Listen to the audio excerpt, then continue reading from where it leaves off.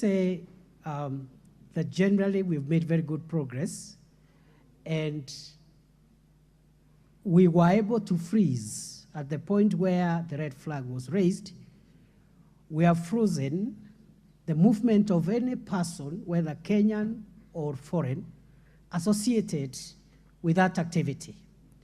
And we are on our radar, all the people associated with this enterprise, with this entity, even those who are abroad, and we are using our legal instruments on mutual legal assistance to ensure that those people, as is likely to be the case, will be held accountable.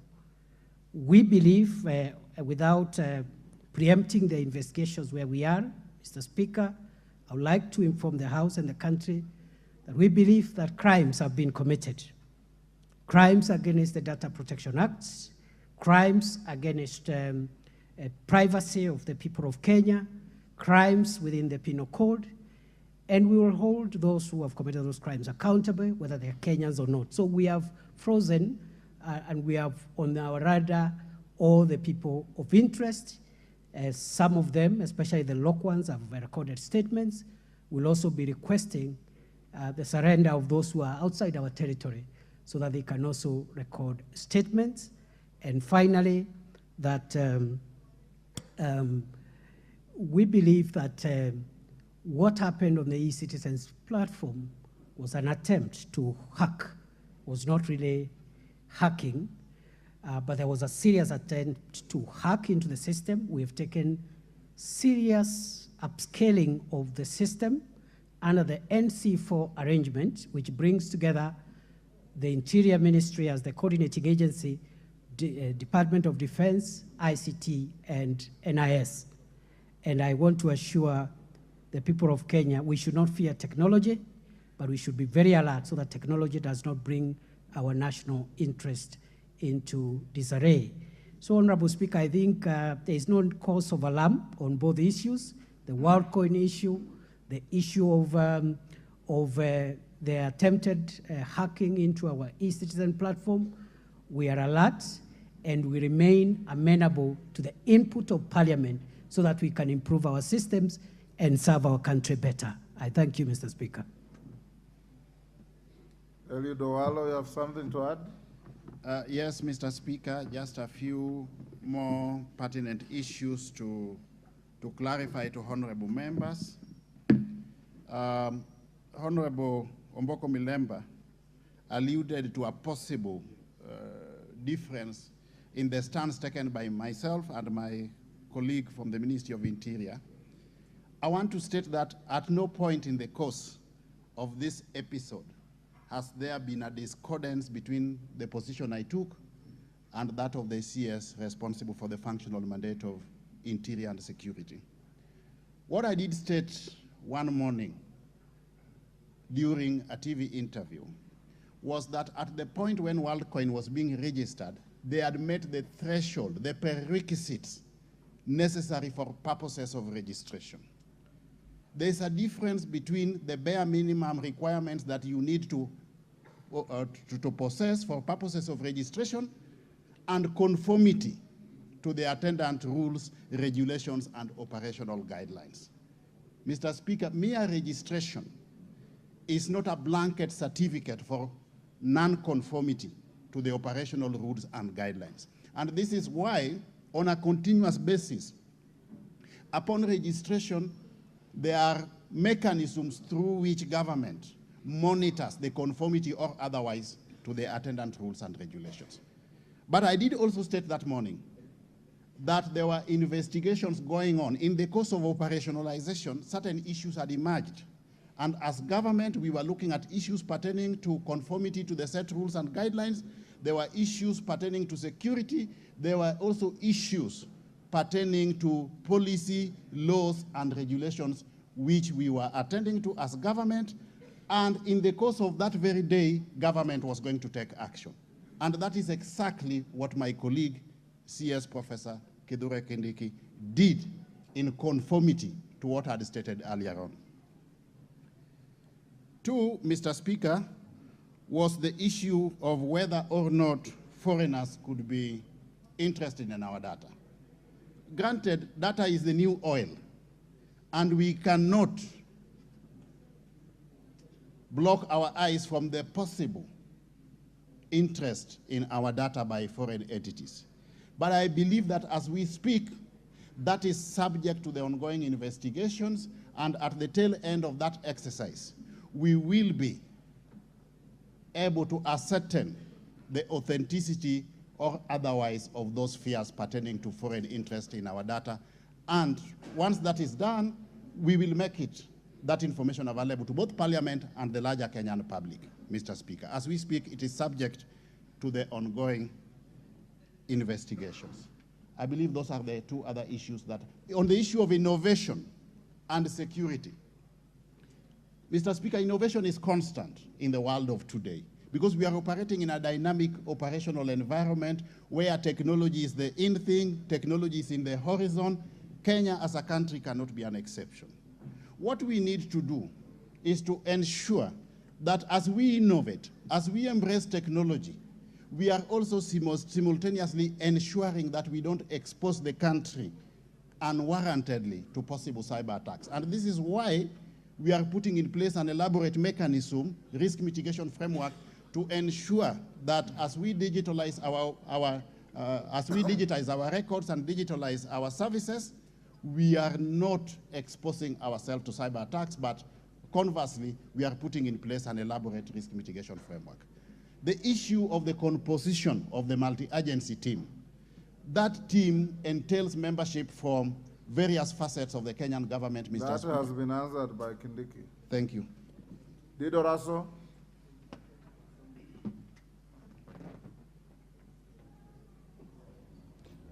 Thank you, Honorable Speaker. Honorable Speaker, I wish to pose to the CSs.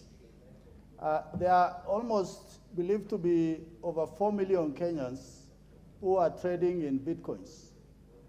And what happened recently, where the iris was being scanned, actually it is believed to be the most intrusive data gathering. And it also borders on what is called collection of data for artificial intelligence. So for that reason, if we are saying that by the next 10 years, everything in Kenya will be on e-government, e-this, e-that. So for me as a legislator, the question I wish to pose to you is how much are we ahead in terms of saying, yes, there must be a red line that Kenyans should be not asked for this or that, because the banks can go for this, or any entity. You can imagine the collection of this data was done because Kenyans were being paid $49. And I think that is really absurd. So for that reason, the Minister for ICT, tell us on the issue of artificial intelligence, and that Kenyans are not being used as some sort of a data collection entity for a specific reason, much beyond business. Thank you, Mr. Speaker.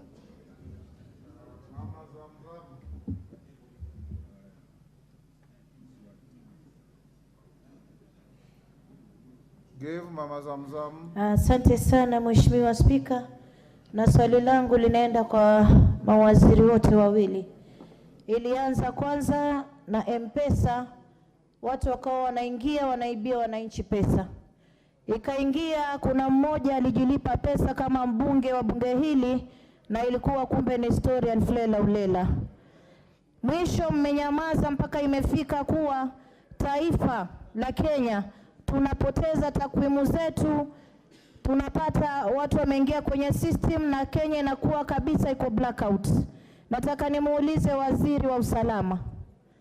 Umesema vile ulivyofanya usalama katika mambo ya maandamano ukawa successful. Mimi nataka nikuulize, katika data ya Kenya ambayo ni muhimu, Manake hata Shakahola pia ilikupata off guard. Na hii pia imekupata off guard. Unaweza kuambia nini wa Kenya mwaka mzima ambao umemaliza kuwa usalama wa Kenya uko thabiti katika mikono yako? Asante sana. The member for Kimilili.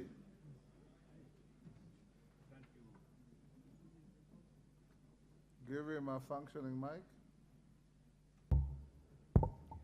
Thank you, Mr. Speaker. I have a very simple question. By the time that this company was applying registration, it was evident that other governments were cracking them down.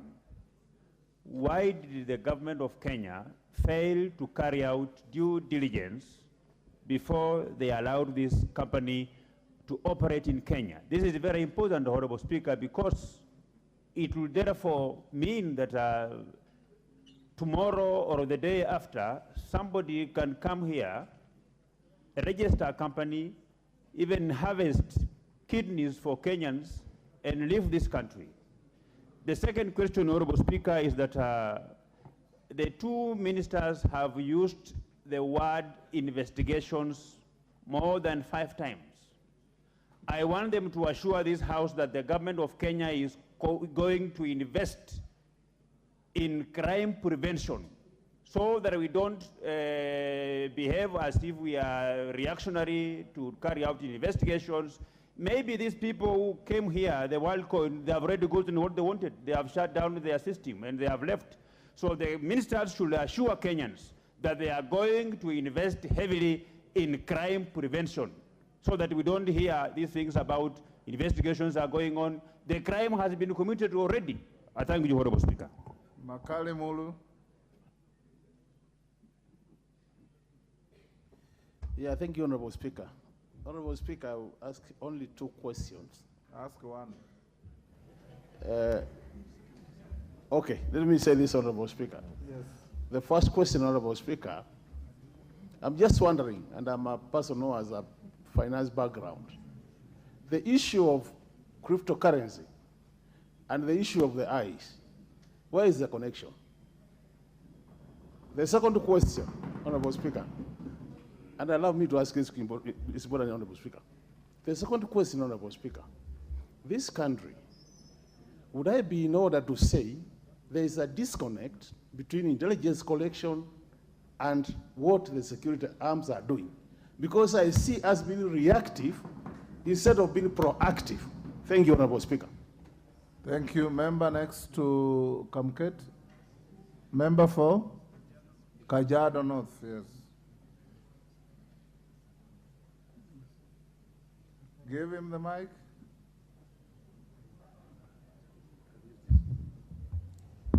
Thank you. Thank you, thank you, Mr. Speaker. I rise to ask the CSS present, and specifically the CS Kindiki. Under our laws, bribery is a crime. The people who are the WorldCoin people, they were paying a token for them to get something from you. And 7,000 cannot be a token. That's a lot of money.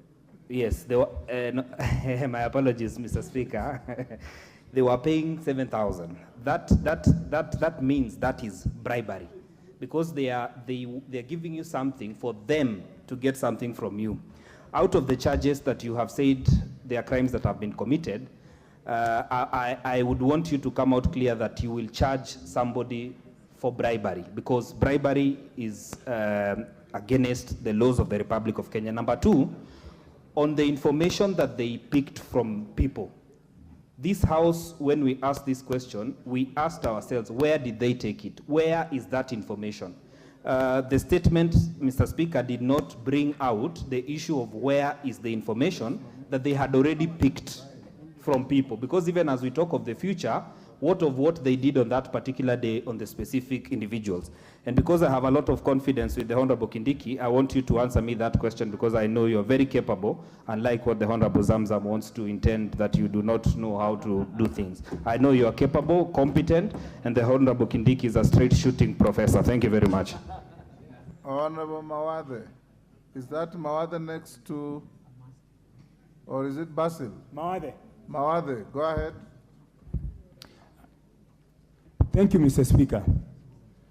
Mr. Speaker, I want to ask the question to the CS Interior and also the ICT CS.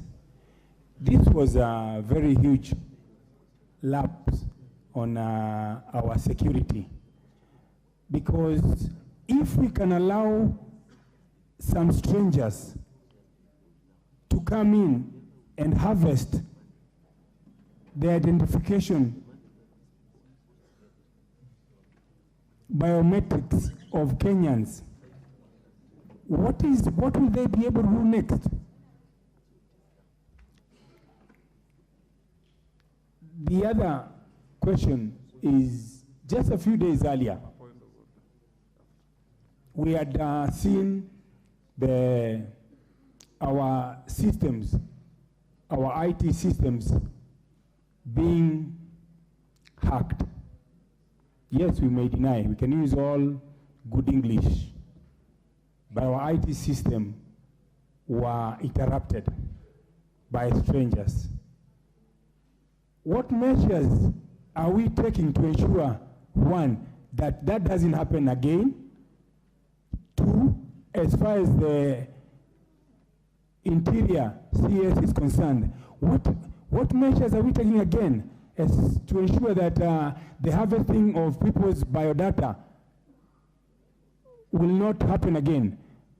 Also, where is this information being? Yes, what's the out of order, Ruku? Thank you, Mr. Speaker. Is the member in order to ask a question which already has been answered clearly by the two ministers, unless the member was not in this house or he was asleep when that question is asking, when it was being addressed by the two ministers in a very appropriate manner. Thank you, Mr. Speaker. Order. A member has a right to ask. Order. Order, Mawade. A member has a right to ask a question if he's not satisfied with the previous answer. Rindikiri. Thank you, Mr. Speaker. Yeah. Order. Yes, Mawade. Thank you, Mr. Speaker. Hold on. There's no way. There is no way that will allow somebody to go. No, Mr. Speaker, he must withdraw. Yeah. Thank you. Thank you, Mr. Speaker. Mr. Speaker. Yes. It is very wrong. Let me start off. I've already defended. Yes, allow me. Just allow me, Mr. Speaker. It is very wrong for the mono to say something that is not derogatory about the other member. He must withdraw. He must withdraw. Otherwise, we will engage. We are polite, but we are not afraid. We will engage. That's not the right way to go about it. He must be. Sit down. Honorable Mawade. Order. Order. Rindikiri. The last one. Ministers, get ready. Thank you, Mr. Speaker. I would like to ask the two cabinet secretaries. This Data Protection Commission, under which ministry does the Data Protection Unit lie? And two, the Data Protection Unit has been carrying out investigations on the activities of the matter at hand. Mr. Speaker, I would like to ask my question through you. Mr. Speaker, my question is to the two ministers. Under which ministry does the Data Protection Unit belong to? Mr. Speaker, we know this Data Protection Unit in the former government was a unit that was being used for other purposes. Mr. Speaker, you know that this department was aware of the activities of this company at hand a few months ago. And up to now, we are being told this unit is still carrying out investigations. How confident can we be on the operations and the management of this unit? Because we haven't gotten a clear answer from them. Thank you, Mr. Speaker.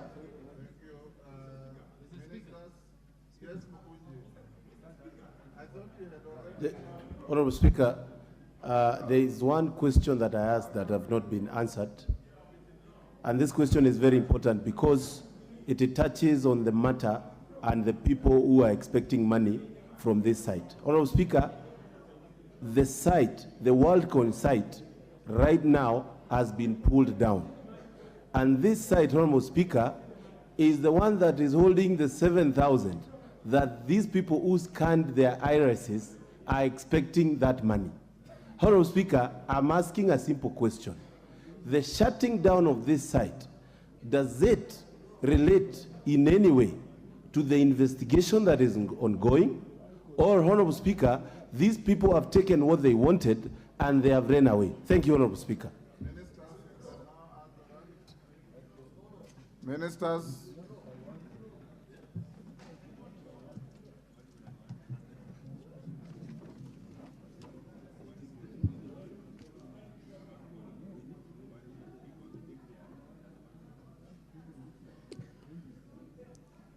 Honorable Speaker. Order, Honorable Mawade. Why is your hand up in the air all the time? Honorable Speaker, in response to the question whether the country is safe, Mr. Speaker, I want to assure the House and the country that Kenya is safe. I also want to add that as we go towards a technological world, we must, as a nation, be alive to the fact that the risks that exist in the physical space are the same risks that exist in the digital space. So one of the reasons why perhaps this particular threat that we experienced looks a bit unique is because this is a new space. And Mr. Speaker, I want to prepare the country that even as we go towards embracing technology as we must be alive to the fact that there are risks in the digital space of an equal nature, if not greater, than the risks in the physical space. Honorable Speaker, another concern or supplementary issue which has been raised is the need for us to clarify whether we are prepared to deal with the risks in the digital space in the same manner as we have dealt with other threats to our national security. Mr. Speaker, sir, I confirm in the affirmative that the government will deal with all threats to our national security wherever they arise from, whether from the physical space, the digital space, from the technology space, or any space whatsoever. And therefore, this is a serious threat just like terrorism. It's a serious threat just like banditry. It's a serious threat just like trade in narcotic drugs and psychotropic substances. It is a threat just like those who want to intimidate us to use politics to commit crime. We will be firm with all threats to our national security wherever they arise.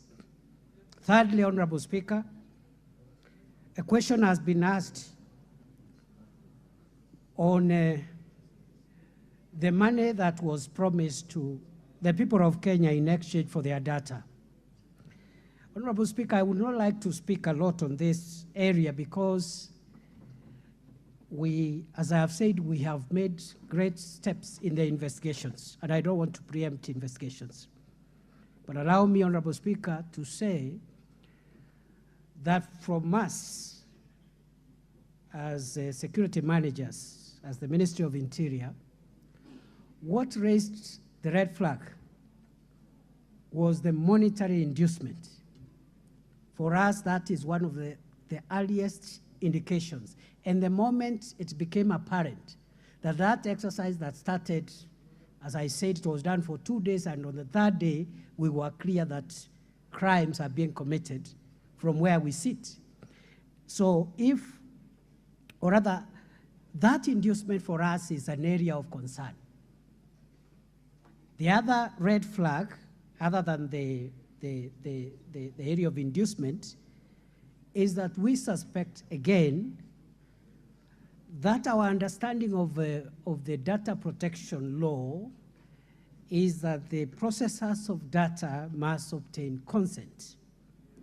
We are of the opinion that if at all any consent was sought, which is doubtful, that consent was not informed consent.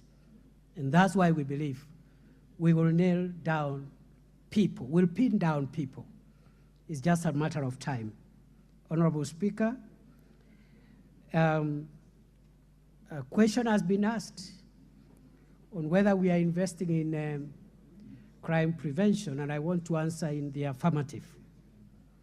Because going forward, we are increasingly investing and concentrating on preventing crime before it happens, or arresting crime in the earliest opportunity, without, again, and I think this is an important clarification, Honorable Speaker, without, again, overly interfering with the ordinary activities that are allowed under the law. So by the time we come in, we must have reasonable grounds to suspect that crimes are being committed. Honorable Speaker, the other issue has been raised is on why we took a bit of time and only acted after things started happening. I would like to say the activities of this entity are not just the subject matter of a security investigation in Kenya alone. There are many other countries around the world, a few countries, and many of them are first world countries who are asking the same questions that we're asking today, including 2 countries in Europe, 1 country in Asia. So I don't think it is fair to say that perhaps the Kenyan authorities have not been prudent or alert enough, because I know the same issues have been raised in the United Kingdom, in France, in India, in Germany, and a few other countries. Honorable Speaker, we are certain that we will bring accountability, and I think there is no cause of alarm.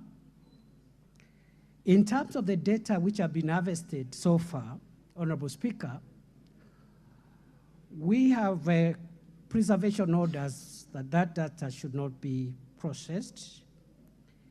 We have a court order, but we are informed by the experts that even if such data is already stored in the cloud, we are informed that it is still retrievable. And therefore, again, there is no cause of alarm, because we already know our people, the numbers of our people that had already gone through this process. And then finally, Honorable Speaker,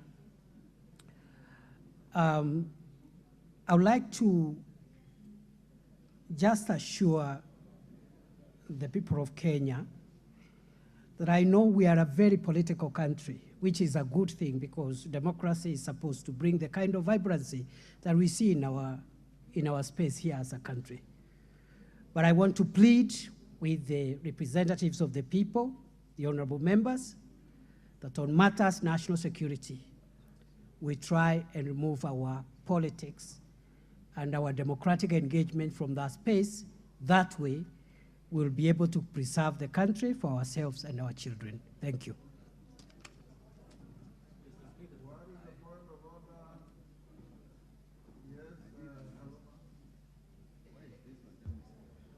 Speaker, I'm concerned that the cabinet secretaries are not treating this matter with the seriousness it deserves.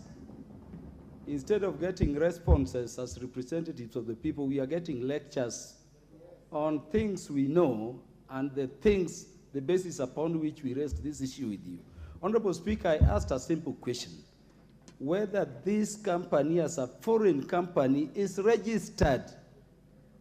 And the Cabinet Secretary for Interior is saying it appears to be registered.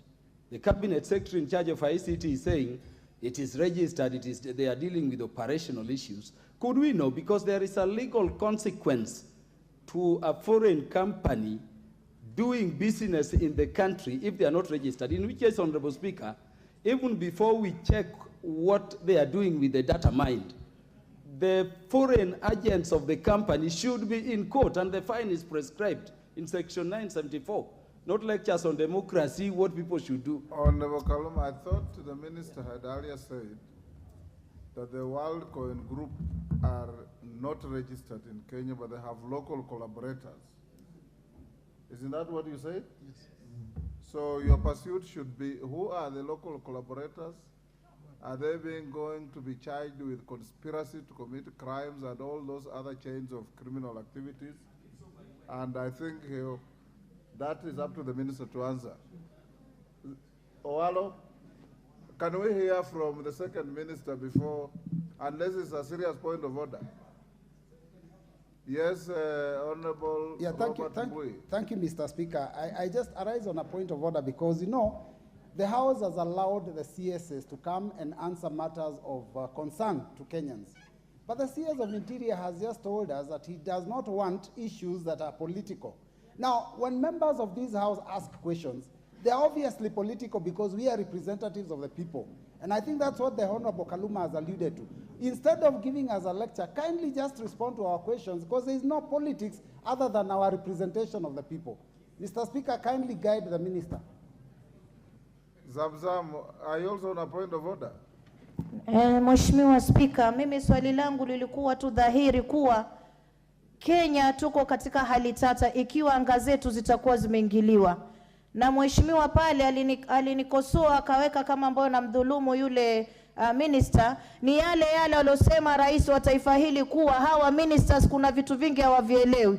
Mimi nimeuliza hii security ya nchi yetu iko sawa katika mikono yake kwa vile tumeingiliwa sana? Yeye amekuja anazungumza mambo ya siasa. Hapa si siasa kwa sababu hata mimi akaunti yangu pia ilikuwa hacked. Ndio maana nauliza, si masala ya siasa. Owalo, we can't have endless chains of points of order. Mr. Speaker, I think we had already indicated earlier, and I want to repeat, that WorldCoin as an entity is not a legally registered company in Kenya. Through the registrar, the Business Registration Service. But it is registered as a data collector. In terms of operationalization, WorldCoin has been undertaking its activities through a different entity, which is registered in Kenya. And it's on the basis of this. Owalo, the issue that Kaluma was asking is, if this entity is not registered, yes, why did you allow an entity that has no legal status to start collecting data from Kenyans? I think that is the big question. The issue here, Mr. Speaker, we have got many... And hand in hand with that, so that we save time, because your colleague is waiting behind there, you should also answer Makali Mulus. And I, as the Speaker of this House, went and also did some research on Bitcoins. And there's nowhere in the world I found that to trade in cryptocurrency, you have to have your iris mined by any company. So that is also something that should assure Kenyans and members of parliament. Mr. Speaker, WorldCoin was registered in Kenya as a data collector, not courtesy of the Business Registration Service. The prerequisites for purposes of registration as a data collector does not include or does not entail being registered as a company operating in Kenya. We are dealing with the digital space in this instance, Mr. Speaker. And there's many other companies, yeah? operating in Kenya, which are not legally registered by the Business Registration Service. The other issue was on the Office of the Data Commissioner, Mr. Speaker. The Office of the Data Protection Commissioner, for purposes. Naomi Wako, what is your point of order? Thank you. Holy Minister. Thank you, Mr. Speaker. I just want to know why they have allowed them to collect our data. Simple. Yeah. Minister, that is the bottom line, Minister. Can we be a bit patient so that I do justice to this issue? Okay. The company that has been give collecting the Minister data. an opportunity to answer. You have asked him questions, let him answer. The company that has been collecting the data in Kenya is not WorldCoin. It is a surrogate of WorldCoin, Mr. Speaker. And these people have been apprehended by the security agencies. Two, the Office of the Data Commissioner, Mr. Speaker, operates under policy guidance from the Ministry of Information Communication and the Digital Economy. Mary Kaitani, what is your point of order? Mr. Speaker, is it in order for the Cabinet Secretary for ICT to say that they can actually allow companies to operate in this country without any registration? Because that is, we've had his statement, and in his statement he's actually purporting that people can actually come into this country and operate without any registration. Can he tell us, is it in order for a company to come and operate in this country without proper registrations and proper identification before operations begin? Minister, go on. Honorable members, let him finish answering. If I find it necessary to do another round, I will. Mr. Speaker, ask the question. Honorable Eliud Owalo, are you done? Yes, I respond. You are consulting.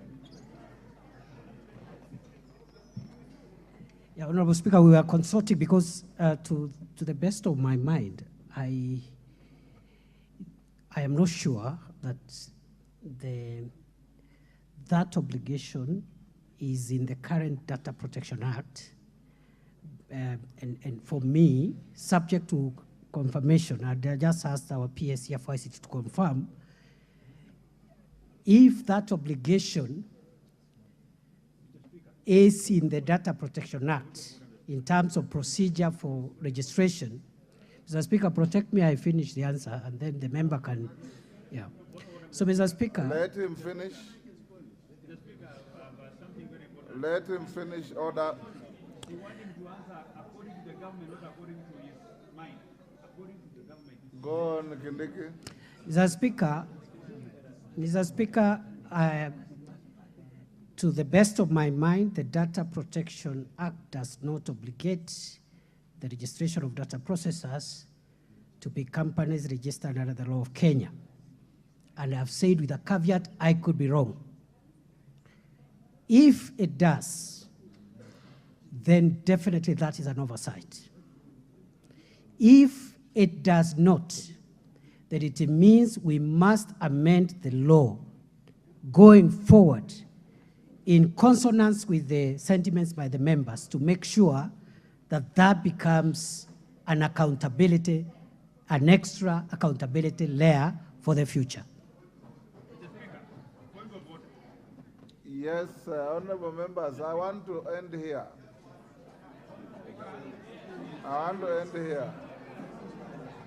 Order.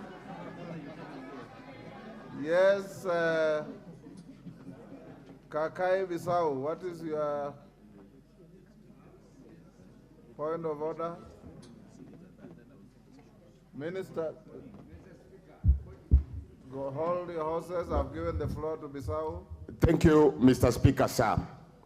Sitting here and listening at the way the two ministers are answering these questions, first of all, we have to remember that on that particular day, our country was under attack. And in fact, we thank you for coming together because now you give an impression that at least you're coordinating issues. But before that, we thought that you're completely not coordinating issues. What I want to say, Mr. Speaker, the CS internal security talked about it happened on the first day, they investigated on the second day, on the third day. That shows a lot of laxity. We cannot have such an issue where we are under attack. It takes 3 days and we are saying we investigated. I know technology is moving at a very fast pace. And this is not the first or the last time. We're going to have most of these things happening. So what I would like the ministers to tell us, what are the mitigation measures you are putting in place so that when we have another technology attack, we are able to ensure that Kenyans are not suffering. And remember, those that were affected mostly were the people under the pyramid because there was some token given to them. So tell us what you're going to put in place to mitigate this. And lastly, we would like the perpetrators to be tabled and made it public. Thank you. Kangoko Bowen.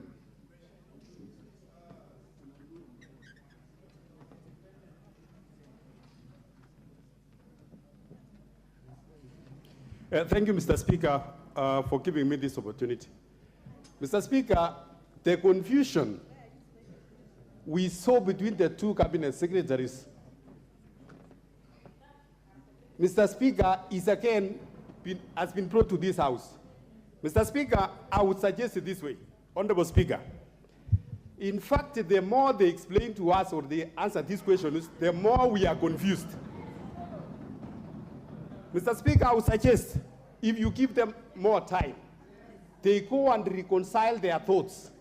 At the same time, they look at the facts and then bring a correct information to this House, Mr. Speaker.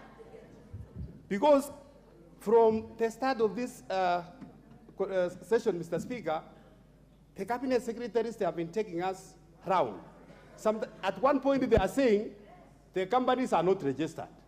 And at another point, they are saying they are registered, but only for data collections.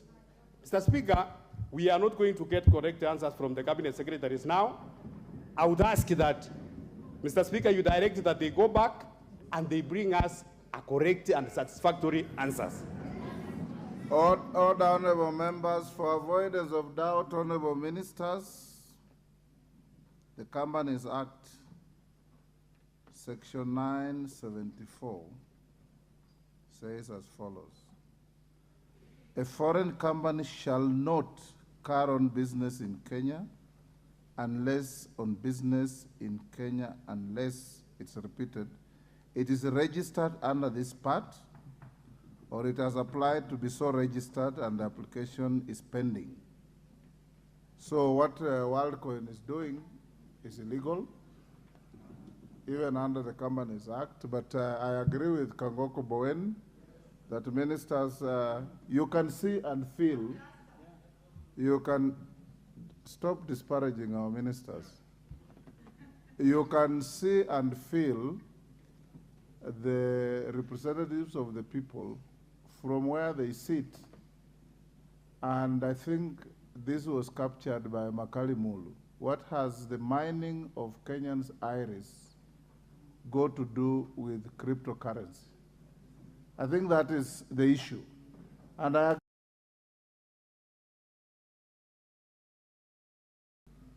you are investigating, I'll give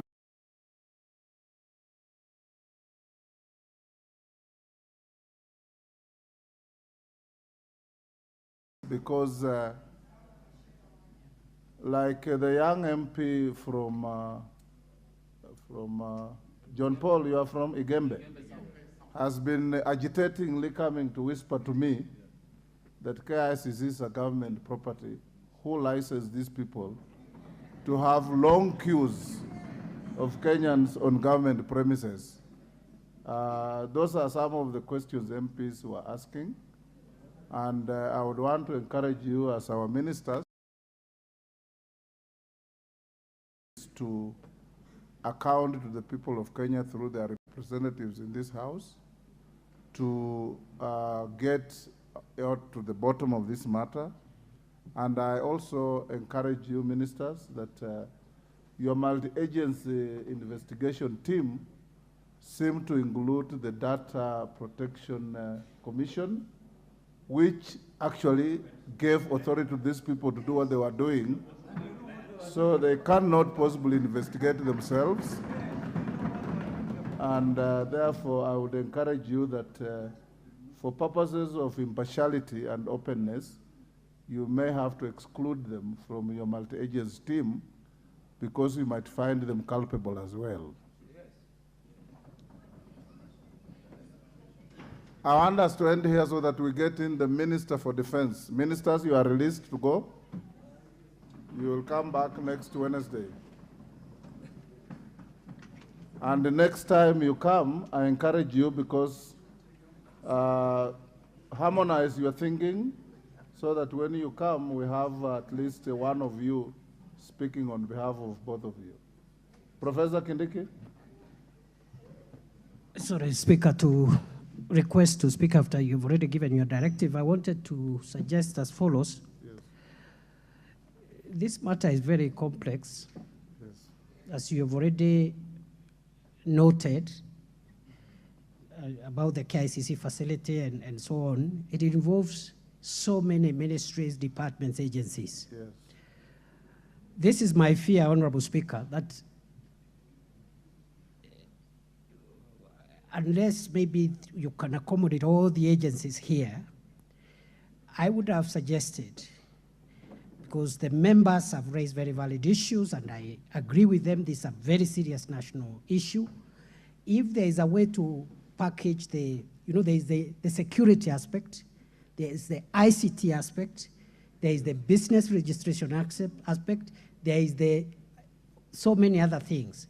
And perhaps maybe that way we can help the members so that we don't bore you and we don't come here and because these answers are all over the place and it's not enough for one ministry or even the two ministries to respond conclusively, including our agencies. I wanted to plead, Speaker, you consider whether there is another way in which we can provide the same information to the House, maybe separately, maybe at departmental committees and so forth. And finally, from where we sit, we are willing to be of service to the House as many times as possible, but in a more organized way so that we also don't waste Parliament's time with endless repetition of the same subject.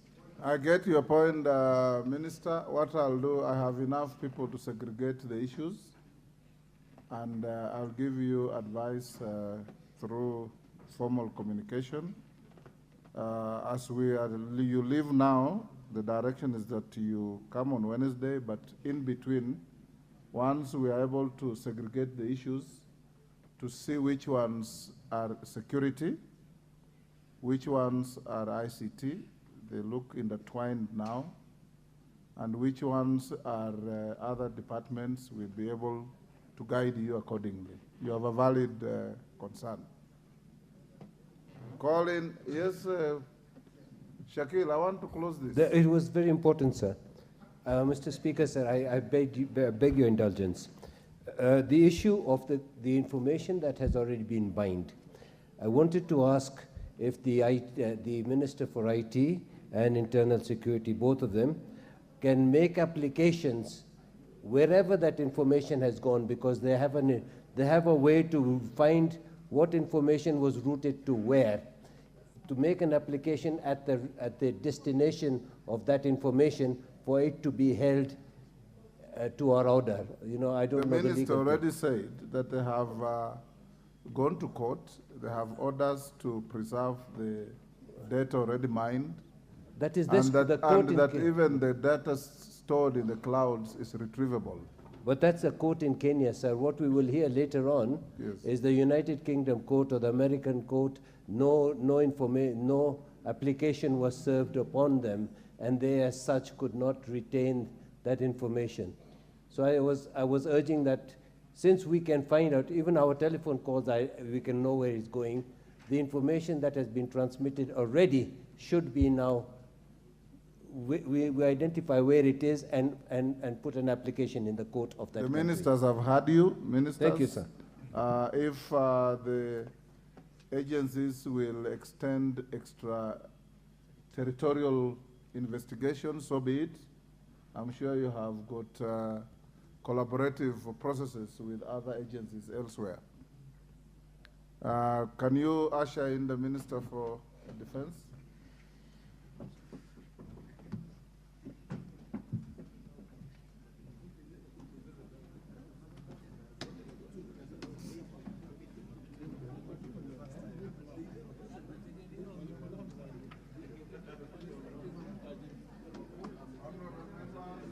The Minister for Security comes in.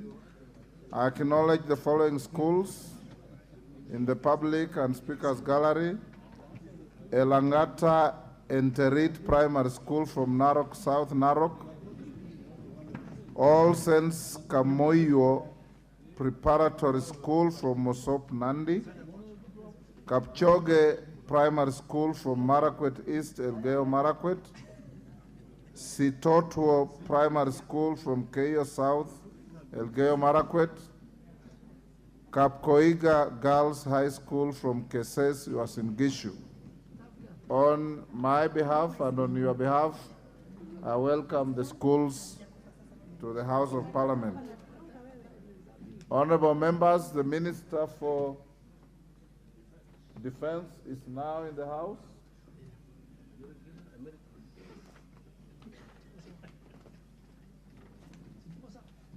Where's my order paper? Minister, we have welcome to the House, a house where you have been for years. You are now back with a different hat.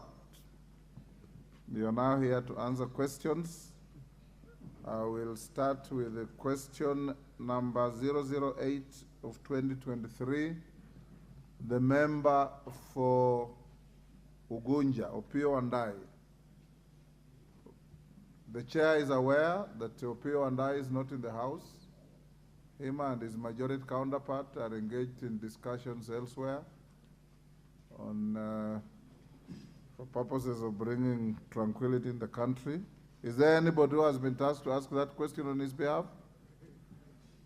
Honorable Mwenje, I will only allow you if you have instructions in writing. If you don't have instructions in writing, I'll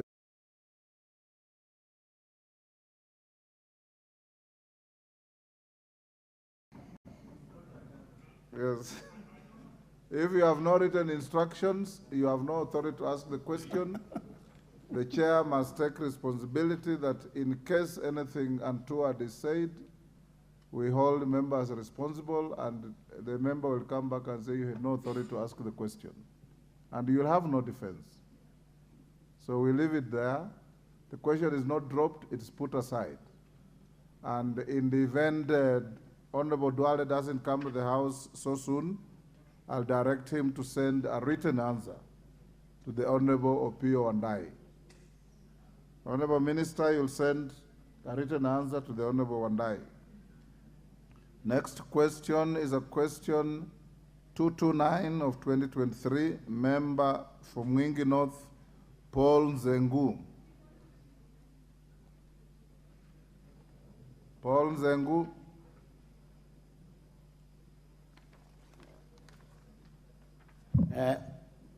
Thank you, Mr. Speaker. Unfortunately, I do not have a hard copy of the question. I was looking for it, but I cannot find it. So I don't know whether.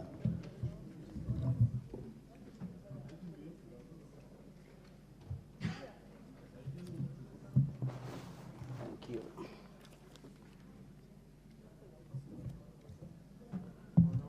All right. Thank you, Mr. Speaker. I got a question. The question is to the Cabinet Secretary, Defense.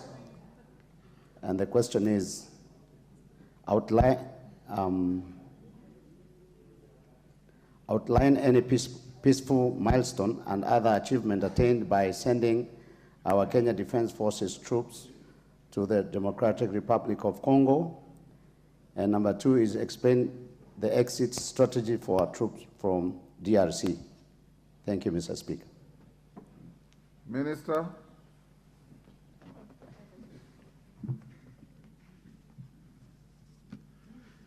Thank you, Mr. Speaker. And Mr. Speaker, I am appearing before the House in accordance with the Standing Order 42, Section A to G. And Mr. Speaker, thank you very much. I'm coming back home. Mr. Speaker, the Kenya Defense Forces who are serving under the East Africa Community Regional Force are in DRC and more so in Eastern Congo, following a resolution of heads of state and government after admitting DRC to be a member of the East Africa Community in their 22nd Ordinary Summit of the EAC Heads of State and Government held in Arusha on 22nd July 2022, and it approved, among many other interventions, the immediate establishment and deployment of EAC Regional Force in Eastern DRC. Mr. Speaker, the mandate was to help deal with negative forces in the spirit of a collective security under a two-pronged approach, the political and the military track. In the context of the military track, Mr. Speaker, which I have the benefit to discuss and give an answer to this House, the EAC Chief of Defense Forces implemented the decision of establishing a regional force that was subsequently approved by the heads of state. Thereafter, the Kenya Defense Forces deployed in DRC from August of 2022 to operate specifically in Eastern DRC alongside troops from the Republic of Burundi, Republic of South Sudan, and the Republic of Uganda. Mr. Speaker, in this deployment, the Kenya Defense Forces contingent to ICRAF went through the legal framework and the constitution of our country, in the sense that the National Security Council approved it, and Mr. Speaker, the National Assembly, this august House, in conformity with the provisions of Article 240, subsection 8A of our Constitution, empowered the National Security Council and the Ministry of Defense to deploy national forces and also KDF outside our country for both regional and international peace support operations, and that approval was granted, Mr. Speaker.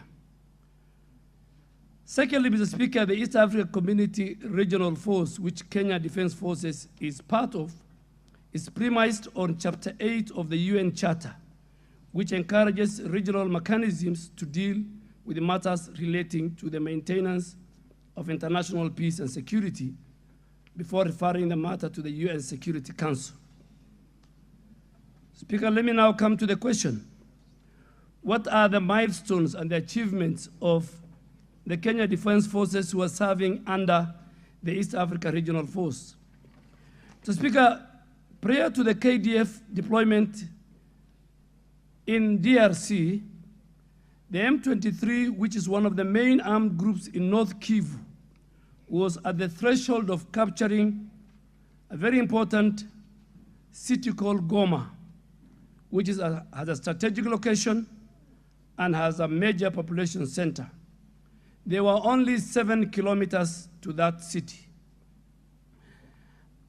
An occurrence that could have destabilized DRC and the whole of this region. Because, Mr. Speaker, Eastern Congo primarily uses the port of Mombasa. So there was an economic interest.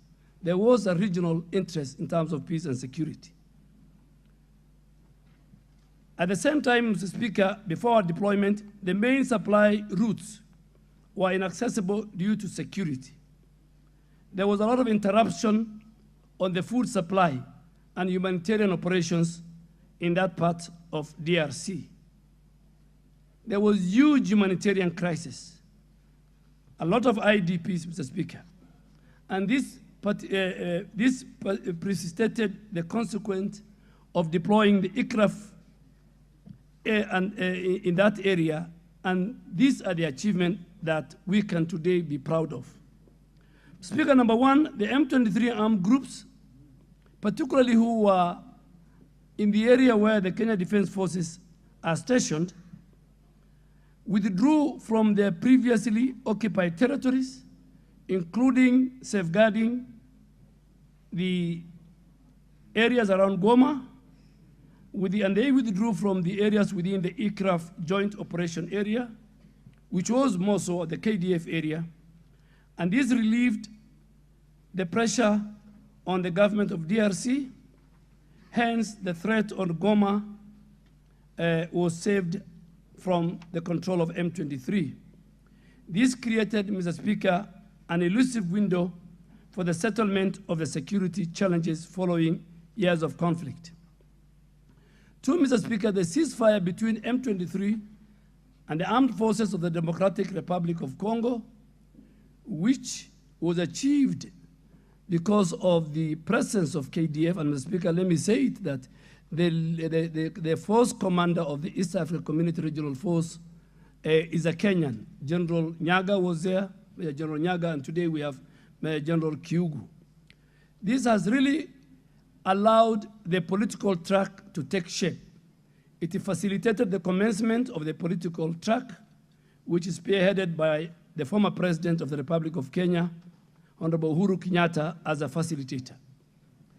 M23, Mr. Speaker, has indicated conditional readiness for pre-cantonment, which is a critical step towards the disarmament, demobilization, and reintegration of those communities which have been affected by the security situation in eastern DRC. Three, Mr. Speaker, through the East Africa Regional Force, which Kenya is part of it, the Bunagana, Bunagabo, Kibumba, Goma, and Kichanga, Sake, Goma, main supply routes are now active, hence the enabling movement of commerce, service, and people, and more importantly, facilitating the access of humanitarian supplies. Furtherly, Mr. Speaker, the deployment led to the gradual return of refugees and IDPs to areas which are now under the East Africa Regional Force control, resulting to the reduction in crime and violence against non-combatants, this being a critical mandate of the protection of civilians. Mr. Speaker, I was there last week, 3 days I spent in Eastern DRC in visiting our troops and talking to the leadership, my colleagues in DRC. You'll see there's a sense of stability and a protection of civilians from armed conflict. Mr. Speaker, the East African Regional Force has also continued to support the program, which was part of what the head of state agreed, for setting up the disarmament areas, for establishing the infrastructure for demobilization of all the armed groups, and for establishing community rehabilitation and stabilization programs. A key leader engagements within the joint operation area. So, Speaker, this is in support of the peaceful coexistence among communities while progressively facilitating the restoration of good governance and the reestablishment of social amenities such as schools and health sectors in those areas before the deployment of Kenyan Defense Forces serving under ICRAF. Speaker, ICRAF jointly with the MONUSCO, and MONUSCO is the United Nations mission in Congo, and the representative of the government of DRC have identified suitable, important pre-cantonment sites at Bunagabo, which has enabled the government of DRC to initiate the demobilization, the disarmament, and the community rehabilitation and stabilization. Finally, Mr. Speaker, the last achievement is the initial deployment of the Kenyan contingent as the first boots on the ground in the joint operation area, has secured and has set conditions for deployment of other contingents in the sectoral theater or sector of North Kivu, meaning Kenya has demonstrated much needed leadership in a crisis situation. And what I mean is, it was KDF that first went to that theater for the first 4 months. It's after the success, the achievements, that our colleagues from Burundi, South Sudan, and Uganda are now part of the wider multinational force in that area. Speaker, the second part of the question was, what is our exit strategy for KDF troops who are serving under the aircraft from DRC?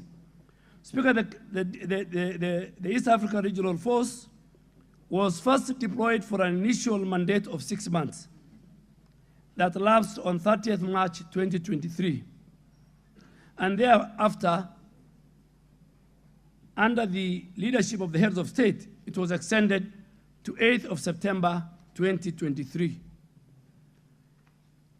In effort to chart the way forward, Mr. Speaker, a technical evaluation team comprising of experts from all our member states, the East African member states, was constituted in the last heads of state and government summit in Bujumbura, and their main role was to assess the aircraft mandate, assess its achievement, and assess its way forward within the mandate implementation, and render a report to the EAC Sectoral Council of Defense Ministers, which, Mr. Speaker, will take place between the 21st and 23rd of this month in Nairobi.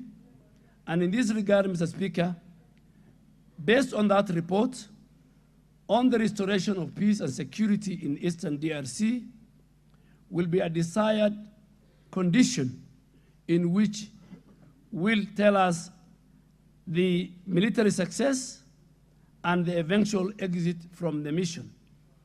Nevertheless, Mr. Speaker, in my concluding remark, the conditions could culminate in Kenya's exit, an aircraft exit, because it is not Kenya which is exiting. It is all the multinational troops within aircraft, Kenya included, that will exit. So if the East African community heads of state and government fail to get renewal of the aircraft current mandate upon its expiry on 8th of September, if for any reason the government of Kenya decides to withdraw KDF, and one of the reasons can be even this House through a motion asking the executive and the National Security Council, with very good reasons, to withdraw from Eastern Congo and from the multinational force. In the event the government of Democratic Republic of Congo withdraws its consent and decides that aircraft should leave, and in the event the mission becomes untenable in terms of security. Those are the scenarios in which KDF can be withdrawn from their performance under the East Africa Regional Force. So, Mr. Speaker, our mandate is until 8th of September. At the Defense Headquarters, we always have a plan to make sure that in the event of the 4 scenarios, we will bring back our troops safe and sound. And Mr. Speaker, finally, it is not only, KDF troops are not only serving under aircraft. Within the DRC, Eastern Congo, under the UN mission, we have over 250 quick response team, our special forces serving under the UN. We have our communication and signal battalion serving under the UN mandate in Congo, those are working within the confine of the US mandate. But for ICRAF, our mandate ends on 8th of September. The Council of Ministers, which I am a member, will sit on 21st and 23rd to look at the technical team evaluating the achievements and the way forward. And then the heads of states will meet 1 week later. If they give the extension, well and good, we'll be in DRC because we have done a lot. If the extension is not granted, I want to assure this House and the country that our troops will come back home safe and secure. Thank you, Mr. Speaker. Thank you, Minister. Zengo, I think it's as clear as that. Do you want supplementary? Yeah, thank you, Mr. Speaker. I want to thank the CS for the information that he has given us.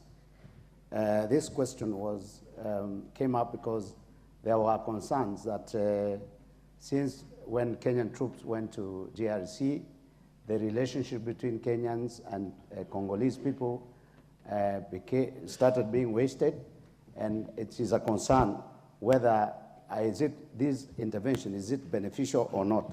Number two, Mr. Speaker, the CS has told us that all the IDPs are moved. I want him to confirm whether the IDPs have really agreed to go back to Goma, because the information that I have, which I cannot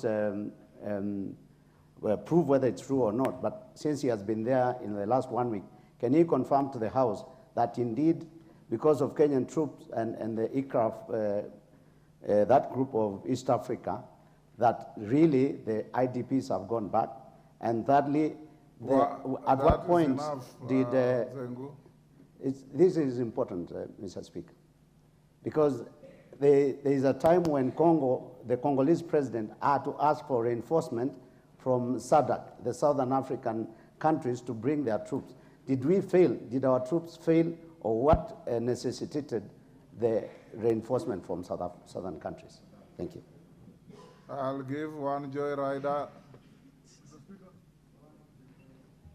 One joyrider. Member for Migori.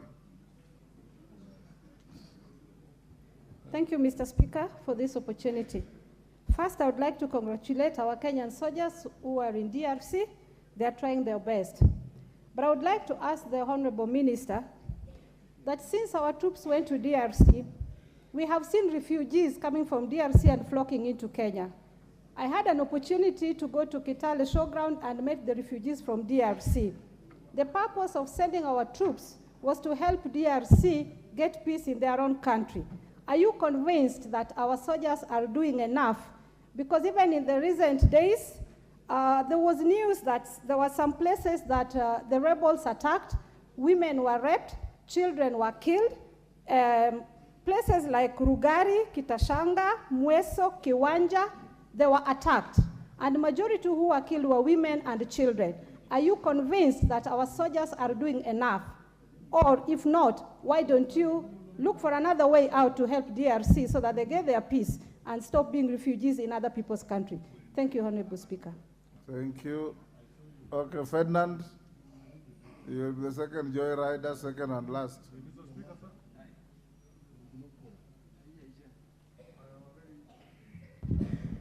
Thank you very much, the CS for defense.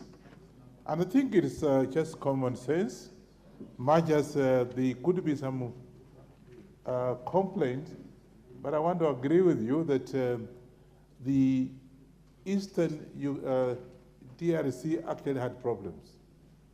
And I think we read widely, Mr. Speaker, the opening of the Eastern DRC has actually enabled us to get most of the export coming through Mombasa to DRC and growth. So I want to take this opportunity and thank you, the Minister, for doing what you are doing, and I think what she's saying is true. I've also heard the same thing, but those could be just noises in the past. But as far as I'm concerned, there's a lot of benefit, and in fact, that has enabled DRC to join the East African community, and we actually, it's a way we're opening up the region. And therefore, I want to take this opportunity to thank the Minister for the work being done. Please keep it up. Thank you. Thank you, Minister. That's not a question, it's a compliment. Owen Baya, you'll be the last. Ruku, Thank you very much, Honorable Speaker. Honorable Speaker, allow me to ask this question to the Honorable Minister, who is a ranking member of this House. Who was, I think that rank does not go away, Mr. Speaker. Yes. Mr. Speaker, I would like to ask about the Banyamulenge in Eastern DRC, that they have been excluded from the talks that are being headed by the Kenyan delegation led by the former president. The Banyamulenge, as you know, are cross-cutting. They're both in Rwanda and in Congo. But in these talks, they're one of the oppressed organization, or community. And unfortunately, when our former president held the talks, they were removed from the table. And they are suffering. And their leader, Professor Lazare, is incarcerated and nobody knows where he is. And they have been asking Kenya to help them. Unfortunately, this information doesn't seem to reach the former president's desk because they have been blocked. Because it is said the former president is friends with the current president of Congo, and therefore he is more siding with the current Congo regime other than accommodating the other. I do not know whether President Uhuru is being an impartial arbiter in the DRC Congo, or he has taken sides and therefore blocking other people who are aggrieved from accessing the negotiation table. And one of the people is Lazare Rukunda. He's a professor. He runs a small university. He was arrested last 2 weeks, and he's been incarcerated. He's been held in Comunicando, and his family doesn't know where he is. I think, Honorable Minister, you have a responsibility to ensure that Kenya is a good arbiter in these discussions and that everybody in the Congo is protected. I thank you, Honorable Speaker. Minister, answer those short questions very quickly. We got the next question. Speaker, I agree with the Honorable Member for Mwingi on the IDPs. Not all IDPs have gone back. It's a huge crisis. If you go to the road between Goma to Kibumba, you'll find IDPs. But gradually, now that there's peace and security and stability, you will find, particularly where the Kenyan troops are, people are going back to their homes. People are planting their farms. Secondly, Mr. Speaker, my good sister, the member of parliament for Migori, really asked me about the issues to do with women and all that. I think one of the mandates that ICRAF and also the Kenya Defense Forces have done and achieved in Eastern DRC, and I saw it, that they are really taking care of the most vulnerable parts of the society, which is one of the things that we can credit our forces, protecting women, children, elderly. In fact, 2 days ago, Mr. Speaker, our own forces helped a lady deliver twins in an area called Kibumba. They are providing water. And even what the member from Mwingi, Mheshimiwa Mwingi North said, is that the clip of the video you see going round, those are old clips. If a committee of this House happen to visit, you'll see the Kenyan troops who have been there are very much welcome. And if you go to these cities, Kisangani, Beni, Goma, you'll find huge Kenyan businesses in the petroleum sector, in commodities. So, and that part of the world, again, is an area where Swahili is spoken. Honorable Baya, Mr. Speaker, I really want you to indulge me and maybe invoke the standing order. That is an internal political matter of DRC. And I don't want to discuss it because you are a long-ranking foreign minister. I don't want to be quoted that I am discussing personal, political, internal issues of the government. Our troops are in that theater. They are under the DRC government. I don't want to take and discuss politics. So you'll ask me about Banyamulenge. They are known there as M23. Speaker, I don't want to say anything on that. Maybe when he gets an opportunity, and get the former president who is leading the political track, then they can have a chat.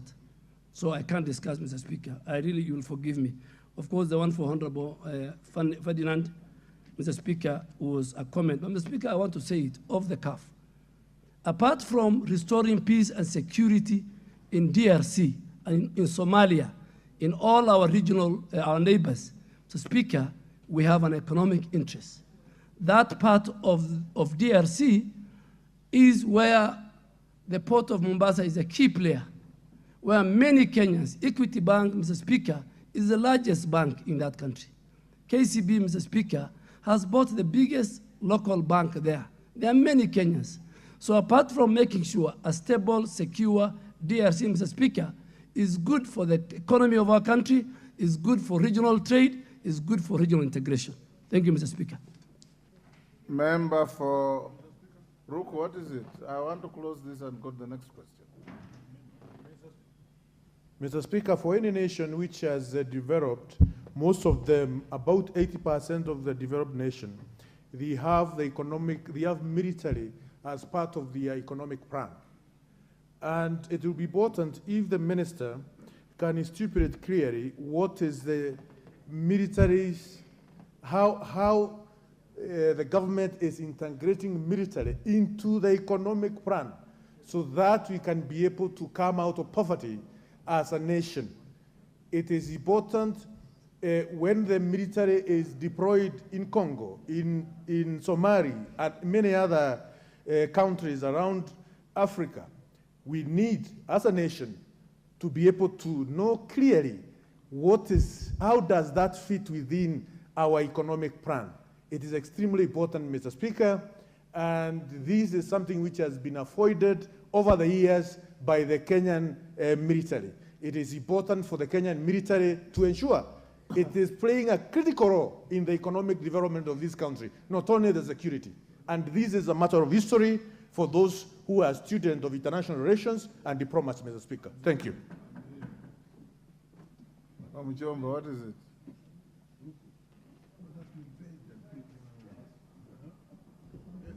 Thank you, Mr. Speaker. Allow me first to congratulate the Minister, the Honorable Ranking Member of this House. I believe his ranking status is still active, for executing the questions of the day in a very well-informed manner. But Mr. Speaker, I would want to ask the Honorable Bare Duale to tell us what are the deliverables of the forces when they go to such missions, and how do they measure deliverables in comparison with our expectations as a country, just like my colleague, Honorable Ruku, has asked. What are our gains when we send these troops to those countries? How do we benefit as Kenya? Other than just saying that we have regional peace, how do the individual troops members, our soldiers, benefit when they go to these missions? Honorable Speaker, I would also want to ask Honorable Duare, since November 22, what have we achieved as Kenya since we sent these troops to the regions? Thank you, Honorable Speaker. Regional obligations do not necessarily carry economic benefits. It is a moral duty to your region. Yes, what is your point of order? Yes, Honorable Speaker, you partly responded to my matter of concern. My worry is that there are matters of the nation we could be discussing in the context of our regional intervention, which may not be prudent. In fact, may call for in-camera proceedings if necessary. So I wanted to request your intervention, Honorable Speaker, that those matters we are raising, both by the Honorable Ruku and my good sister Muchomba, could be collateral. They are not matters to be discussed in the context that we are proceeding now. I thank you, Honorable Speaker. We'll go to question 230 of 2023. Honorable Duale, if you wish, you can write it to Honorable Ruku and tell him the economic benefits of the military. And Honorable Mchomba, our military don't go out to protect us for any personal gain. It's a patriotic duty. Honorable Lotte. Thank you, Mr. Speaker. Noting that the military recruitment will be starting on the 28th of this month, and there's a lot of anxiety from the young people, I'll wish to ask the Cabinet Secretary the following questions. One, could the Cabinet Secretary explain the measures that are put in place to curb serious malpractices like bribery and nepotism during the military recruitments, so as to accord poor but well-deserving Kenyans fair opportunities in the recruitments. Two, I wish to ask the Cabinet Secretary to explain the affirmative action strategies that the government is putting in place to ensure that the Kenyans from the marginalized regions, such as Kachaliba and others, and Turkana, and all those other regions, are considered in the ever-elusive military jobs. And the last one, I'll wish the Cabinet Secretary to explain mechanisms that the government has put in place to enable Kenyans to report on malpractices that are witnessed during the subsequent military recruitment. Thank you, Mr. Speaker. Thank you, Minister. Just hold for a minute. Allow me to acknowledge the following schools in the gallery. Soliat Boys High School, Soin Sigoet, Kericho. FIM School, Kimilili, Bungoma. Mukinyai Primary School, Molo, Nakuru. Hekima Marigat School Primary, Baringo South, Baringo. And these are primary schools from Molo, Mwangi Muchuki Primary School, Rombei Primary School, Lawina Primary School, Arimi Primary School, all from Molo constituency, Nakuru County. Minister, indulge me to give the member for Molo 1 minute on behalf of all of us to acknowledge the presence of those schools.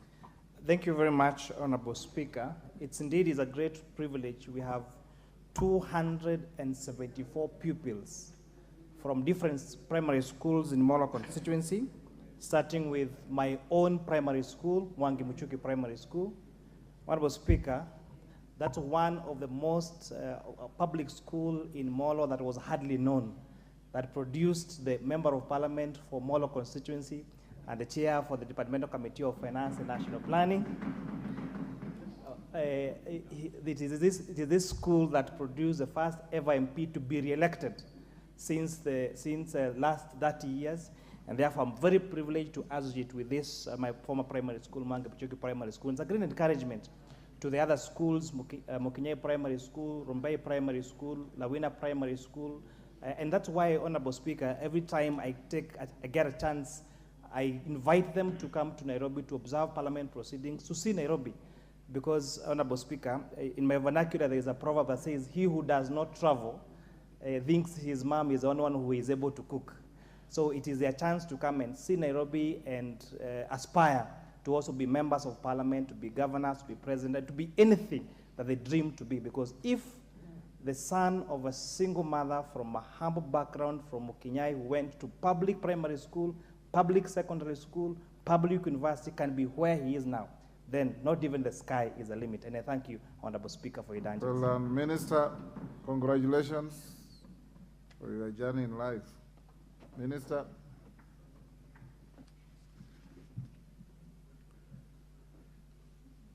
Mr. Speaker, in answering this question, I really want to urge the country and the House that they should not charge us, they should not use the benchmark of the previous recruitment. It's the first recruitment under my leadership, and it's the first recruitment under this administration. Mr. Speaker, KDF recruitment process is guided by the Constitution of Kenya, specifically Article 10(1)(c) that protects and provides for national values and principles of governance, which will bind all state organs, state officers, public officers, and all persons whenever any of them makes or implements public policy decisions. Mr. Speaker, the Ministry of Defense is determined to protect Kenyans from fraudsters posing as KDF recruitment agents, bent on marrying on an open, free, fair recruitment process. Therefore, Mr. Speaker, at the beginning of every recruitment cycle, eligible applicants are provided with very clear guidelines on when and where they should present themselves and how they should apply to join Kenya Defense Forces. Indeed, the public is always advised during the recruitment drive to avoid giving bribes and other favors to impersonate in the pretext that they will be assisted in securing employment in the KDF. Mr. Speaker, the aforestated notwithstanding, there are isolated instances where KDF personnel have been involved in recruitment malpractices. And to serve as a deterrence, Mr. Speaker, all suspected cases have been thoroughly investigated, those found culpable subjected to judicial process in the form of court-martial, often leading to dismissal from service or imprisonment. And Mr. Speaker, the answer which I have provided to this House, I think in about 5 to 6 copies, I have attached Annex A that provides into the status of the completed and ongoing cases of individual officers and more so general officers who were prosecuted since the last recruitment, which was in July of last year. Mr. Speaker, that annex will show you the rank of those officers. It will show you the crime they committed, and all these officers faced the court-martial precisely because of recruitment. Mr. Speaker, the second question was explain the affirmative action strategies that the government is putting in place to ensure Kenyans from marginalized communities and regions are considered elusive for military jobs. Mr. Speaker, if you allow me, I think the evolution was to solve marginalization. I am sure there are issues, but I think the term marginalized, Mr. Speaker, will be a thing of the past very soon. Mr. Speaker, KDF is conscious of the country's ethnic diversity and always promotes a national outlook among its ranks. And even you look at the hierarchy and the leadership of Kenya Defense Forces, Mr. Speaker, on the face of it, represents the face of Kenya in terms of diversity, tribe, religion, and the region they come from. This is predicted, Mr. Speaker, is predicated on the Defense Forces' primary role of defending and protecting the country on the basis of inclusion. Therefore, Mr. Speaker, the distribution of slots, selection, and development of KDF human capital is inherently reflected on the face of Kenya on the account of equity as required in our Constitution. One of the guiding principles, Mr. Speaker, in KDF Act of 2012 that stipulates that recruitment must reflect the diversity of the Kenyan people in an allowable proportion that ensures that the composition of the command of KDF also embraces the principle of equity and inclusivity. And Mr. Speaker, since I took over as a Minister for Defense, one of the principles that I say people will remember for me as the Minister for Defense is to make sure that the rank and the leadership of Kenya Defense Forces reflects the diversity and the communities in our country. Therefore, equitable distribution of slots to counties, sub-counties, and divisions in some places always are computed at the planning phase of the recruitment cycle, and they are based on the following parameters. Number one, national population according to the latest national census. Two, population and demography in each county, sub-county, and in some cases, some divisions. Three, KDF human resource needs on the current manning levels among KDF officers, service members, and constables. 4, current number of officers, service members, and constables from each sub-county. So, Mr. Speaker, we look at holistically the numbers of our human resource in Kenya Defense Forces. And based on that, we will look at the numbers from each sub-county. And based on that, we will create slots for every county, for every sub-county in our country. So, Speaker, sometimes we look at the socio-political variables, rural versus urban, marginalized groups and indigenous groups. Speaker, finally, the recruiting officers are required to submit to the defense headquarters daily returns to satisfy the defense leadership that quotas are being enforced. So, Mr. Speaker, for example, in a sub-county in Bungoma County, if the number to be recruited were 8 or 10, Speaker, just like IBC, we have a command center at the defense headquarters. On real time, the moment those 7 are recruited, their ID, their names, their age, everything is submitted to make sure that in between, Mr. Speaker, there were many times people were making were using a lot of corruption, where 7 people will go to the recruitment center, they are told you have been taken, and in the evening they are chased away and replaced with other people. Speaker, I really want to assure you, this House, because we are oversighted by the representative of the people. Myself and General Ogola will make sure that the moment the 7 are recruited, our command center at the defense headquarters in real time will receive them so that nobody in this recruitment can change anything. And I want the House to take me to charge on that matter, Mr. Speaker. Speaker, finally, was the question of explaining the mechanism that government has put in place to enable Kenyans report malpractices witnessed during subsequent. Speaker, first, before I tell the country the mechanism, I want Kenyans not to bribe our officers. That's the beginning. Because the bribe taker, there must be the giver. So there are people, I'm sure, who are watching me. Some of them are conmen, some of them are fraudsters, some of them make cash during the recruitment. Parents, I want to talk to the parents of Kenya. Don't bribe anybody. Let your son and daughter present themselves at the recruiting center, and our officers are under obligation to make sure that each and every Kenyan is given an opportunity. Speaker, the Kenya Defense Forces recruitment drive has a lot of adverts, free to all eligible candidates. Members of the public are warned against engaging in malpractices, a view to influence the process, and they're encouraged to report any suspicious. So, Speaker, at all our recruitment centers, recruiting officers are required to make verbal announcement, reiterating the implication of non-compliance with a warning to desist. So, Speaker, this year we have asked AAC and the DCI and all other civil society organizations within the locality we are recruiting to make sure that they are on standby and our members, our officers are not vulnerable.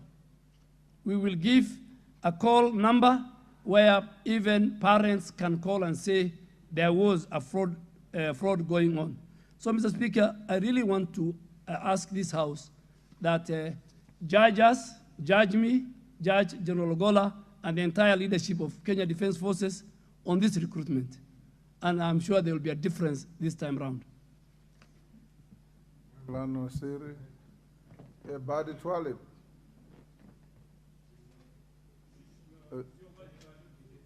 Bed Simba of Kisauni. Yes.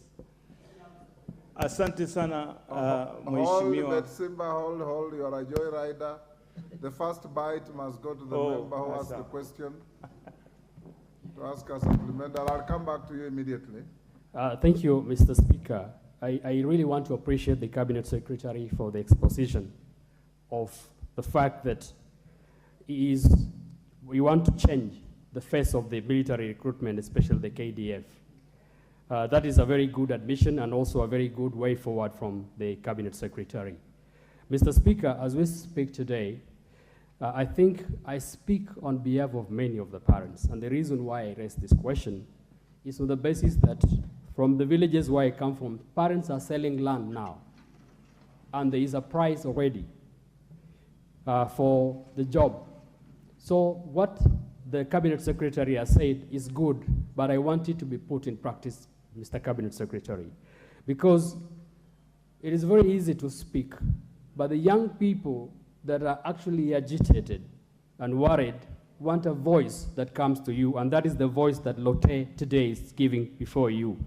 Two, when we talk about marginalization, and we say that because of the sub-counties and the counties and the sub-locations, that positions are going to be given, I wish the Cabinet Secretary to note that even within their locations, there are people that are marginalized from there. So that if you go to a place like Kacheliba, for example, there will be the powerful people that will come from wherever to take those jobs from them because they are weak. I want the Cabinet Secretary to assure this House and to assure Kenyans that what you have said today, that there is no bribery. Because the challenge, Cabinet Secretary, is when we tell people do not bribe, and then you don't bribe, and the other person bribes, and have the child go to the military recruitment, the one who did not give bribe will feel disadvantaged, Mr. Speaker. I think then it's the onset of the Cabinet Secretary to ensure that we, this particular time, see that there is no person that is going to be taken because of a bribe. I wish to say this on behalf of these members. These are the representatives of the people, Cabinet Secretary. Can they be allowed?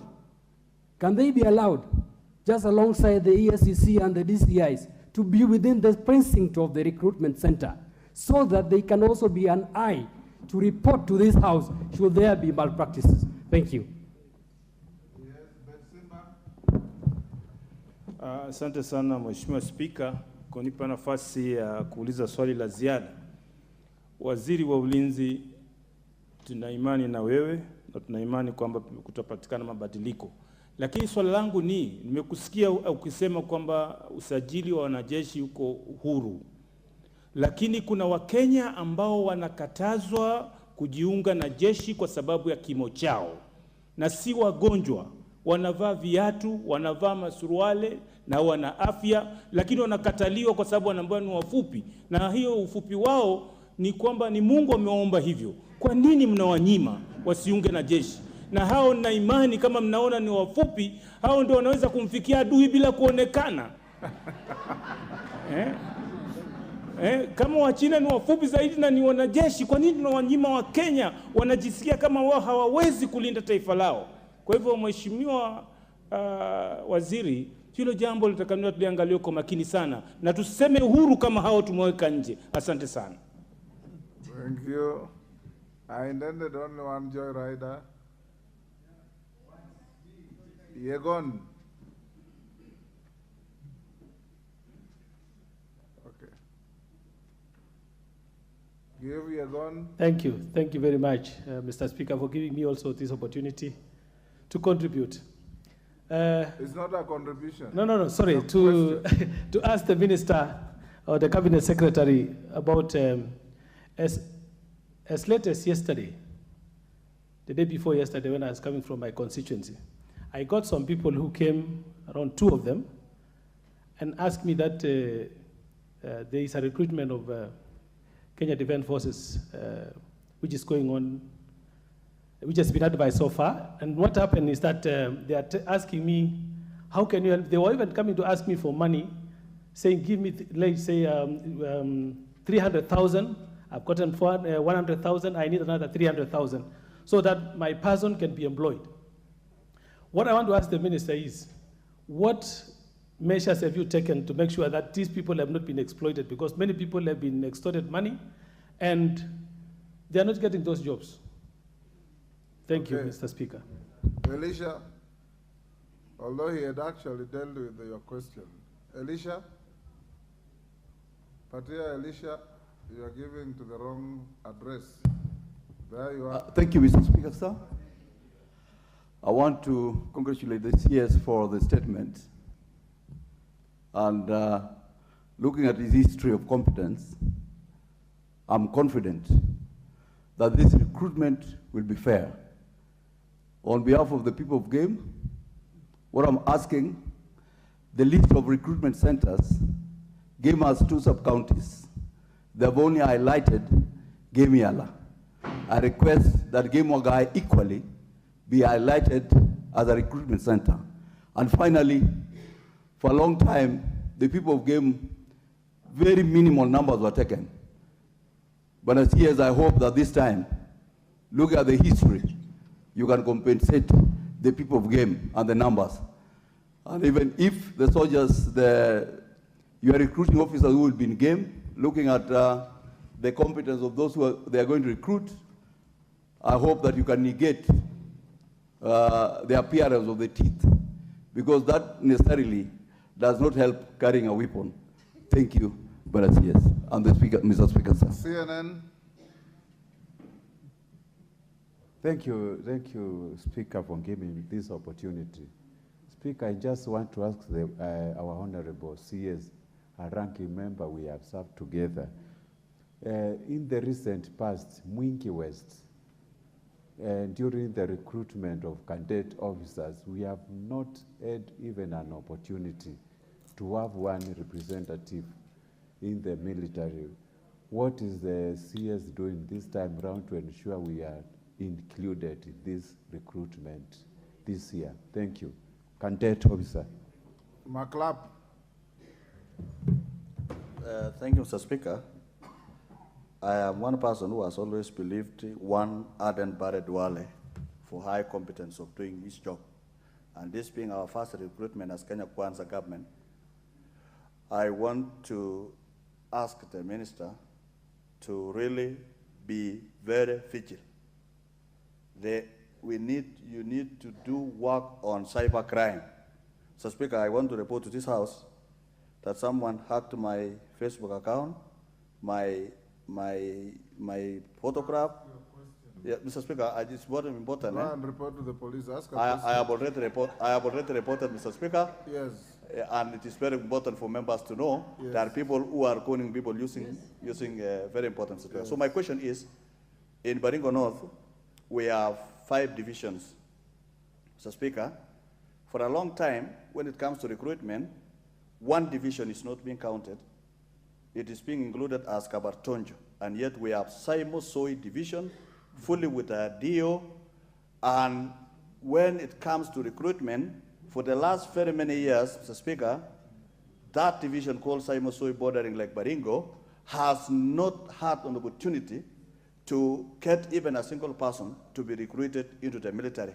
Can this time, when the officers come to the ground, Mr. Speaker, ensure that as they announce the number of slots in Baringo North, then they can be shared among the 5 divisions actually in Baringo North, Mr. Speaker, so that it is fair, and then ensure what is the problem in Kenya, Mr. Speaker, is can recruitment be done and finished during the day? Mr. Speaker, immediately it goes beyond 6 p.m. That is the beginning of corruption. So can this time end at 4 across the Republic so that matters become sincere? I needed only 2 joyriders. Now everybody wants to joyride.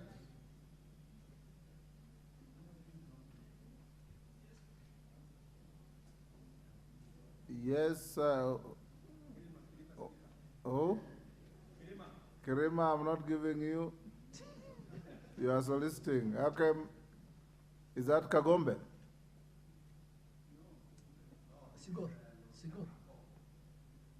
Sigor. Member for Sigor. Yes. Yes, there's a light behind here. I can't see you clearly. Yeah, thank you, Honorable. Ask your question. Yeah, thank you, Honorable Speaker, for giving me this opportunity to ask our CS. We have a lot of confidence and trust that this time round, the recruitment will be different.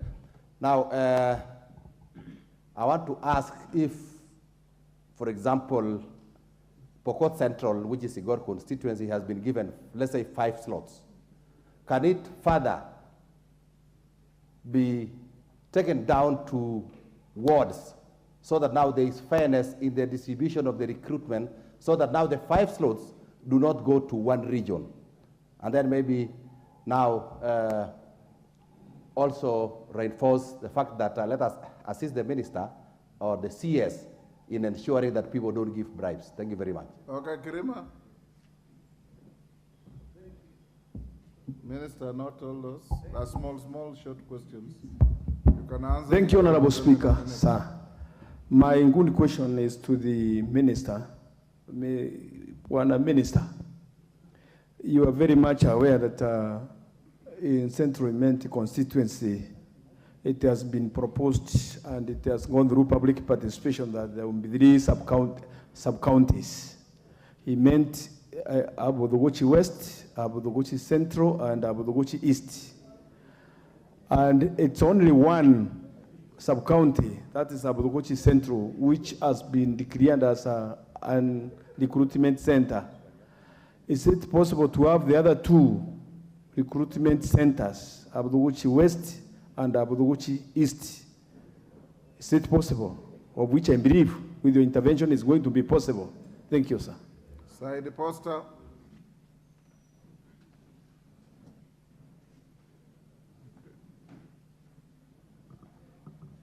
Thank you, Mr. Speaker, for this opportunity. Speaker, recently I went through the papers and saw Tana River County is also considered for this recruitment. But surprisingly, the recruitment center is Wayu. Wayu is in a different sub-county called Galedertu. Tana River sub-county, the headquarters is Hola. So I wanted assurance from the minister that the recruitment for Tana River sub-county will be done in Hola, but not Wayu, which is in Galedertu sub-county. Thank you, Mr. Speaker. Minister.